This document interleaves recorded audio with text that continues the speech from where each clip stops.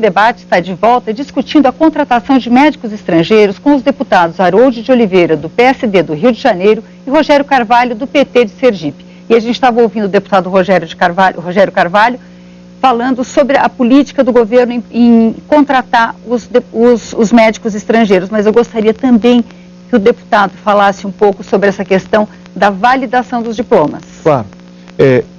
O governo aumentou neste ano, no ano passado, aumentou em 2.000 número de vagas, mais de 2.000 número de vagas de residente, criou um programa chamado Provab, né, em que os médicos recém-formados podem trabalhar no programa de saúde da família e contar ponto para a prova de residência. Então tem 4.000 médicos já no interior do país trabalhando. O governo também tem discussões sobre a criação da carreira e o número de escolas e de estudantes de medicina hoje, final da década de 90, nós tínhamos em torno de 8.000, agora estamos com 14.000 médicos, só que este quantitativo de 14.000 médicos formando anualmente não é suficiente.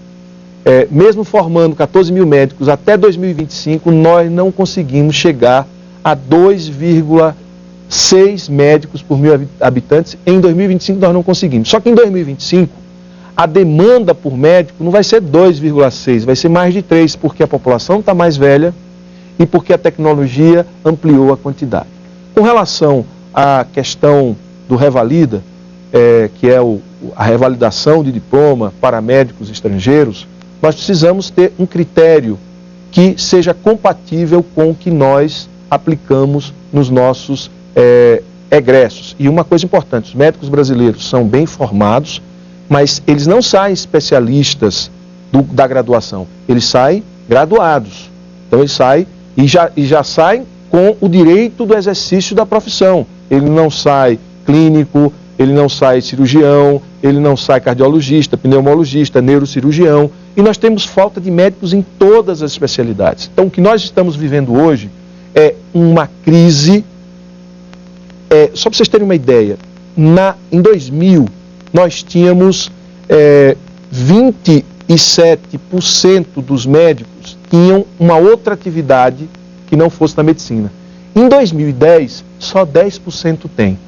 Em 2010, o número de médicos que vivem sem trabalhar no setor público aumentou, porque aumentou o mercado, ou seja, o mercado está muito aquecido. Nós temos hoje, deputado Haroldo, 1,2% de desocupação médica. Sabe o que significa isso? É negativo do ponto de vista de desemprego. E mais um dado importante. Foram abertas, nos últimos 10 anos, 140.000 vagas para médico no setor público. Sabe quantas foram preenchidas? 90.000. Portanto, nós temos um vazio que o Brasil precisa preencher. Óbvio, eu concordo que a gente precisa ter mecanismos para igualar e para certificar esses profissionais que vêm atuar no Brasil. Deputado Haroldo. Eu estou vindo com atenção porque se trata de um especialista no assunto, com a experiência que tem, mas muito número, fica alguma dúvida. Eu, por exemplo, dizer que na Inglaterra tem, sei lá, 30, 40, 50, ou todos os médicos são estrangeiros, não é verdadeiro. Por quê? Os estrangeiros... Dado oficial, deputado.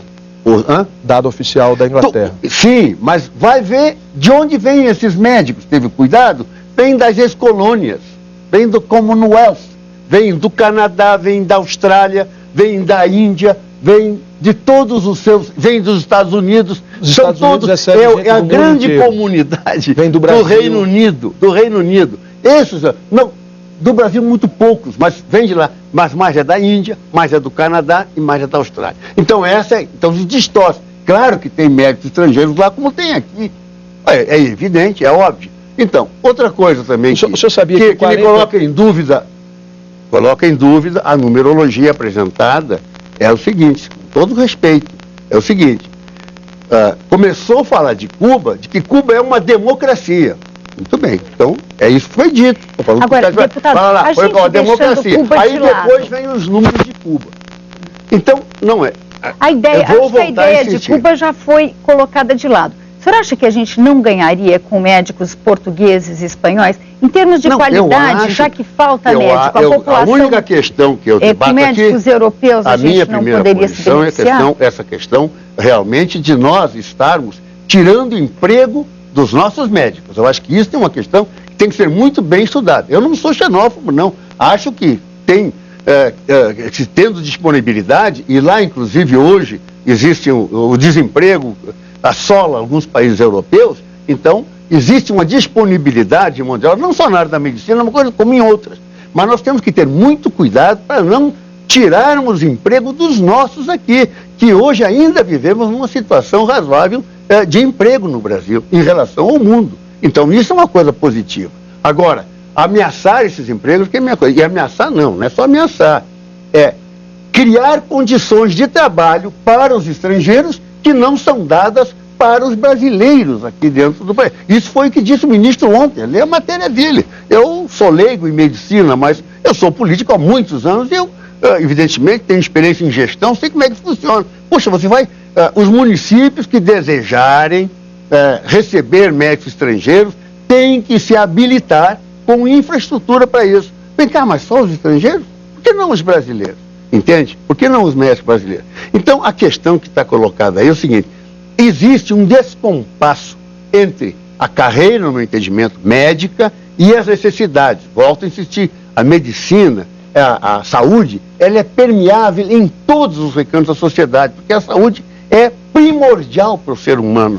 O ser humano precisa de duas coisas fundamentais na vida para poder sobreviver: é saúde e educação.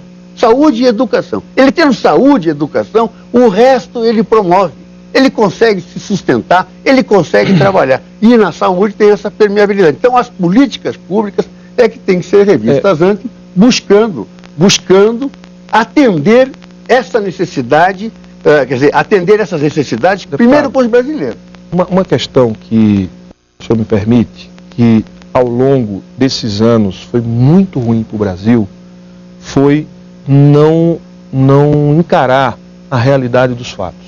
O fato é que nós temos hoje um sistema que cresceu muito, né? A partir da emenda constitucional 29, na década passada, em 2000, com a aprovação da emenda constitucional 29, o financiamento cresceu muito, o número de postos de trabalho no Brasil ampliou-se em 1000% para médicos e para outras profissões, e nós não formamos profissionais suficientes, nem formamos na graduação e nem formamos especialistas. Então, meia culpa, naturalmente, do governo. Não, mas porque todos os 12 governos... anos, né? Não, mas não... Então, 10 anos, sim, mas governando. Veja, em 2000 já havia... Olha, em 2000 já existia. Eu fui secretário em 2004, eu já dizia que nós viveríamos um apagão por falta de médicos. Eu fui secretário municipal em Aracaju, abrimos 2 prontos-socorros e não tinha médico para preencher as vagas.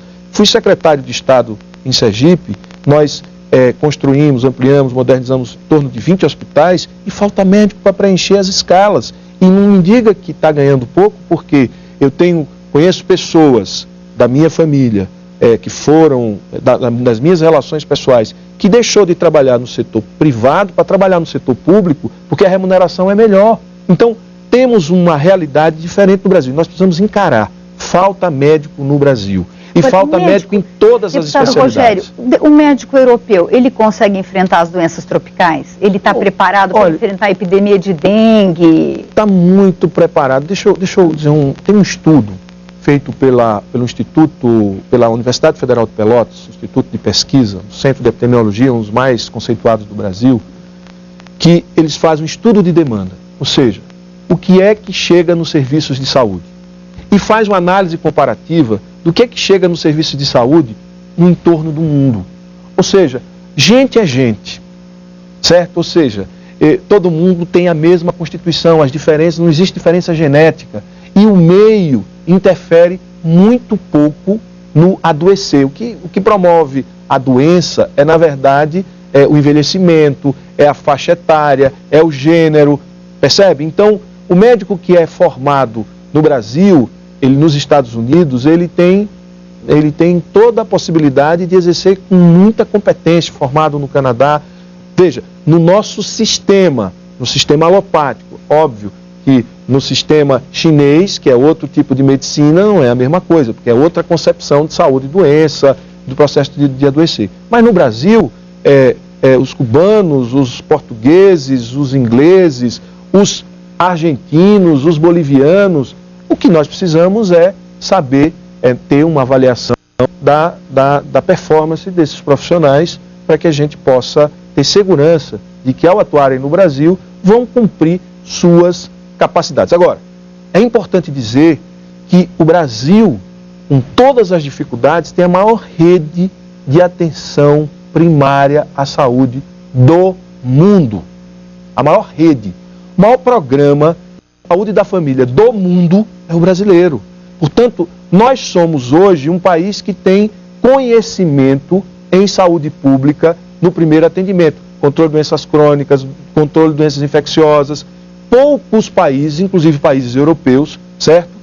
Têm essa vivência que nós temos do ponto de vista de acompanhar grupos populacionais, como nós fazemos. Quem mais tem esta competência, pela distribuição geográfica, são os médicos cubanos, certo? Que mais parecem com a gente. Então, nós não podemos desqualificá-los sem analisar tecnicamente as suas competências e fazendo uma análise comparativa do ponto de vista das capacidades tecnológicas e profissionais dos diversos profissionais no mundo. Deputado Haroldo, para encerrar, que a gente está terminando. Não, pode dizer que a questão do médico cubano é o seguinte: o médico cubano, depois que criaram a ELAN, acho que foi no final da década passada, que é a Escola Latino-Americana de Medicina, os médicos têm formação lá, primeiro intermediária, que é o médico da família, 1 ano, 2 anos ou 3 anos, coisa assim, e depois é que complementa para ser um médico pleno, segundo o que eu pude ler. Então, o que acontece? Até gostaria de ouvir a opinião. Então, e nós estamos falando aqui de medicina de família. Então, esses médicos que vêm para cá, na realidade, eles podem ser médicos formados pela metade ainda. Então, há necessidade de fazer uma revalidação de diploma, sem dúvida nenhuma. Isso tem que ser feito. Aliás, isso o ministro, confirmou que fará. Então, ele confirmou que fará essa revalidação. E todos os brasileiros que se formam fora, inclusive aqueles que saem daqui e vão para a ELAN, porque a ELAN é fácil de entrar, é fácil de pegar diploma, muitos brasileiros já estão lá, são indicados pelo Partido do Deputado, são indicados pelo PT, são indicados pela Igreja, pelo MST, basicamente, segundo os dados. Então, são indicados, e outras instituições todas. Enfim, o que acontece? Vão para lá e fazem. Quando voltarem, tem que revalidar os diplomas. Mesma coisa na Bolívia, mesma coisa em todo lugar. Não tem a menor dúvida. Temos consenso. Muito obrigada. Esse debate vai continuar na sociedade. E aqui, o Brasil em Debate, infelizmente, termina agora. Nós discutimos a contratação de médicos estrangeiros com os deputados Haroldo de Oliveira, do PSD do Rio de Janeiro, e Rogério Carvalho, do PT de Sergipe. Eu sou Vânia Alves e te espero nos nossos próximos programas.